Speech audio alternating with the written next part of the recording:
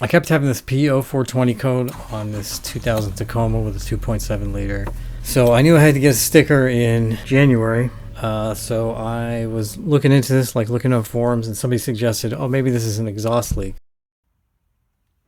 So I hooked this shop vac exhaust into the truck's exhaust to pressurize it and use soapy water to find the leaks. And there were plenty of leaks. I was finding them both in front of and behind the cat. So I used this JB Weld high heat epoxy and pressed it into the leaks, left it overnight, and then would try again the next day, and just kept repeating this process.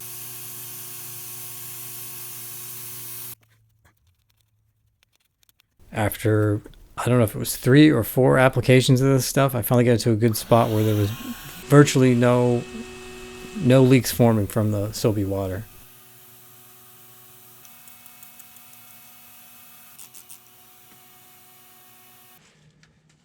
Sometimes I would clear this code and drive to this one spot. It was 6 miles away. It was about a 12-minute drive. And then recently this code had been popping up even before I could get to this spot. I would pull over and check it and the code would be in pending.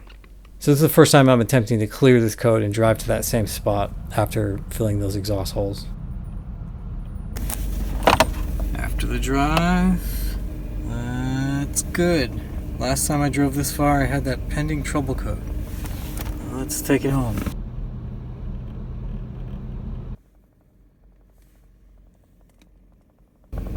Zero pending trouble codes. That's double what I drove it before, and it threw me that pending trouble code. Still waiting on those 3. That's a promising sign.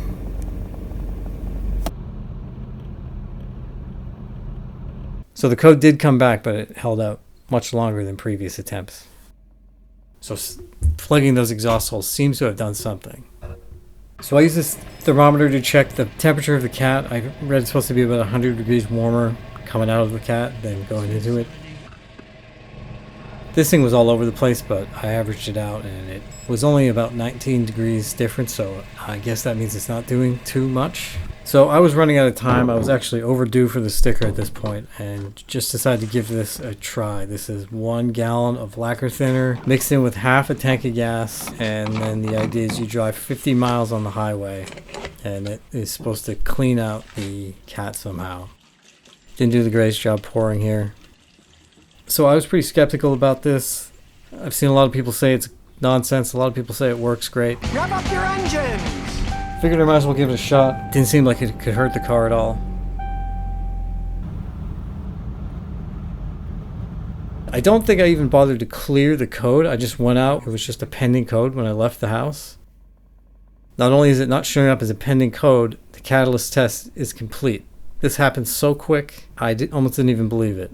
So that evap system check is not fully completed yet, but in my state, this would pass inspection. I went in the next day, first thing, and got the sticker. So I wanted to see also, did this really do anything for the cat? So I did the same thing with the thermometer, checked the front and back. Again, it's all over the place, but I averaged out the temps, and it seems to be closer to 50 degrees than it was 20 before, so it's still not performing like I think it's supposed to be, but maybe there was some difference. I don't know how much faith I put in these numbers. So it ended up being about a week later, I think. I don't remember exactly, that the check engine light came back on. I was not going to do this video because I felt like maybe this was some sort of a cheat or something. I wasn't looking to game the system or cheat my way into a sticker, but I had the sticker and I continued driving it. And then later that year in the spring, I don't know exactly what month it was, but it was about 2,000 miles later, the light went away, and it has not come back since. And we're coming up on a year now, and that light has stayed away. So, did it work? I don't know. I'm not sure what caused that light to go away. You saw in the cat, temperature differential has not increased that much. I can't say that it worked, but I'm not going to say that it worked, but this is what happened. That's the story.